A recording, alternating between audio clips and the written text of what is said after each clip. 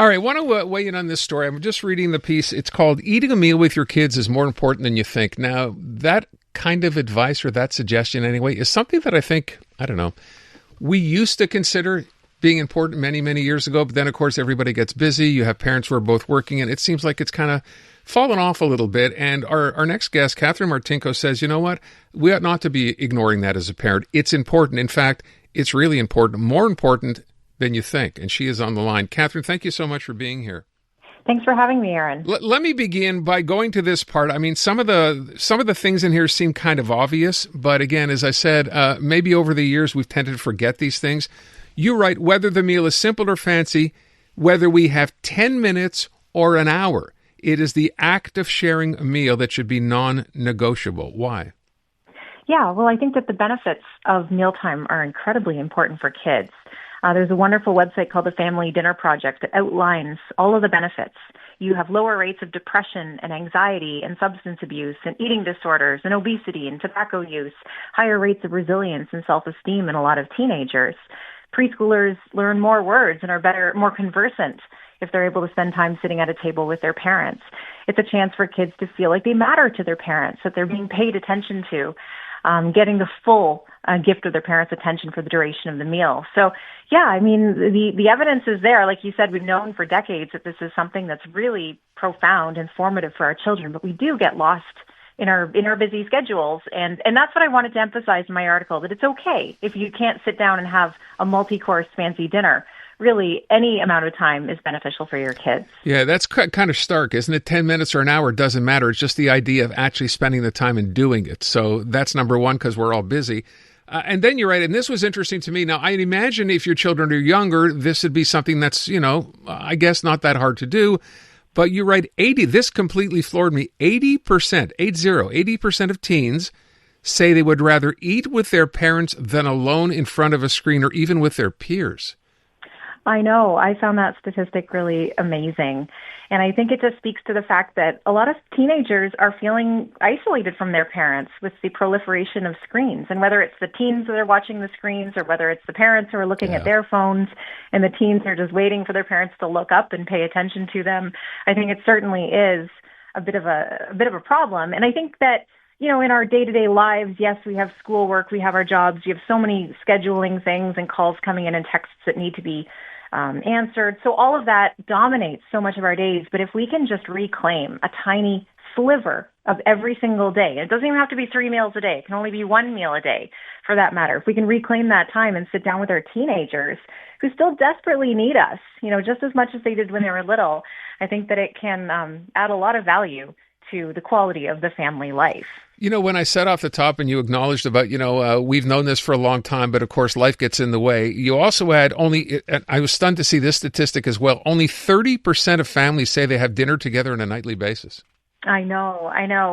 I think that all too often we consider dinner to just be about caloric intake. It's just the raw necessity of needing to consume food, and people might, someone in the family prepares food or orders food in and sets it out, and then the family members just grab it and eat it when they're on the run, dashing between various extracurriculars and things that we have to do. And that is the reality for many families. But I think that that's unfortunate. We do need to carve out those chances. And I have 3 kids of my own. 2 of them are teenagers. I have a slightly younger one too. And even tonight, I knew I had this interview. I have to get one kid to an extracurricular activity at 6:15. So I assessed kind of my window of opportunity to try to make sure that I got dinner started so I could stick it in the oven, and it's cooking right now as I talk to you, so that we'll be able to eat it after. I would ask another question based on what you suggest here. Maybe this is hard for some parents as well when you decide to go ahead and do this on a regular basis. You write there are some great ways to stimulate conversation around the table.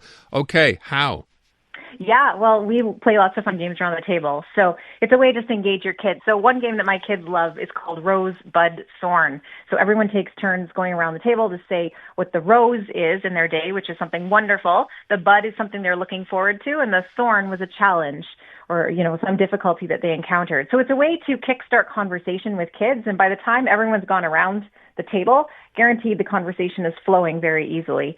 And what's cute is when we have guests over, they love it. Even my kids' friends now ask to play that game at the table because they enjoy it so much. Yeah, you also point out here, and this is interesting because, it's one thing to say these things kind of make sense, but there's actual data to suggest, I think you mentioned this off the top, but with respect to spending the time talking at the table with kids, and it's pointed out that kids whose parents engage them in conversation about books, movies, politics, actually scored better on reading tests. Yeah, I think that kids learn a lot of stuff in school, but it's within the context of that classroom, and you need to create consciously these opportunities for kids to absorb and process a lot of that information in the real world. And I think the dinner table is a prime place to do that. Parents can talk through the things that their kids are seeing or overhearing in the news. Kids are very savvy. They're picking up on these keywords and these notions and, whatever stories are trending. And it's really important to debrief with your kids. And the table just becomes this go-to place that families can rely on every single night to talk about those issues. So you said you have 3 kids. Did you go through a phase with your kids, if you don't mind me asking? Did you go through the 6-7 phase with your kids? Of course. You did, okay. I think every family in Canada has, for the most part. How about chicken banana? Are they doing that yet? No, but we're not going to tell them about that. That's next. I would ask, though, when you're doing this, and obviously you practice what you preach, how difficult was it at the beginning, or have you always done this? Have you always realized it's an important time to spend with children and kind of went ahead and just did it? I would say I'm fortunate in that I've always sort of done it because my parents did it with me. It's how I grew up. Okay. And also I love to eat. So with food being sort of at the forefront of my mind from the beginning of the day till the end of the day, mealtime is important because I do want to sit down and have a good meal. I live in a really small town in the middle of nowhere, so if I'm going to eat well, I'm going to have to make it myself. So that does require a fair bit of forethought. But for listeners, I want to emphasize, like I said before, you don't have to be a gourmet cook. You don't have to, allocate 2 hours of every single day to make this food. It can be very simple because, like I said, the kids are not going to remember the meal so much as they're going to remember the feeling of sitting around that table with their parents, giving them their full attention for however long you're there. I think that's the real lasting gift that we give our children. And can I just ask finally, did you do the whole thing about, you have teenage kids, they're on their phone all the time. Do you make that part of the process where, we're having dinner, put your phone down or put your phone on the plate in the middle of the table? How did you get that done?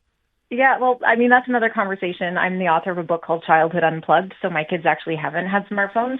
My oldest is 16. He just got his first phone a couple of weeks ago. So he, of course, does not bring that to the table, but it largely hasn't been an issue because we are digital minimalists in the home, which certainly helps. By design. Yes, yeah. It's conducive to conversation and focus and it makes life a lot better and a lot easier, I think, in many ways, because then I'm not having that fight on a regular basis. Well, I certainly don't bring my own phone anywhere near the dinner table. Which my question would be, now that you've said that, was how hard was that to implement? You have a 16-year-old. We have kids that 9, 10, 11 now wanting phones. How hard was that for you? Yeah, that's the topic of my book largely, so I do encourage you to check that out. But it's a lifestyle choice. Again, it's something that we've sort of always done from the very beginning. We have workarounds in the home, a landline. The kids can text their friends from a desktop computer. They can use my phone if they need to. So certainly I haven't been trying to impede their ability to communicate with their friends, give them lots of freedom in the real world to sort of compensate for the lack of the digital-based entertainment. But yeah, it's worked out pretty well. It's an ongoing challenge. I don't find it to be easy, I would say, but I think it's really important for us to be taking a stand as parents against the technological takeover of our kids' lives and just strive to have a bit of a healthier balance.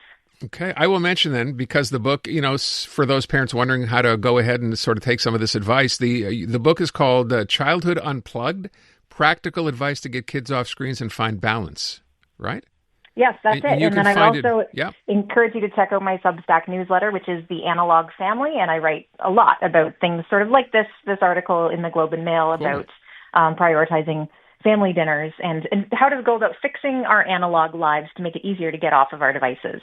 All right, and that's The Analog Life. The Analog Family. The Analog Family, sorry, and you'll find that on Substack. Mm-hmm. Okay. Katherine, I thank you so much for the time. Really appreciate it.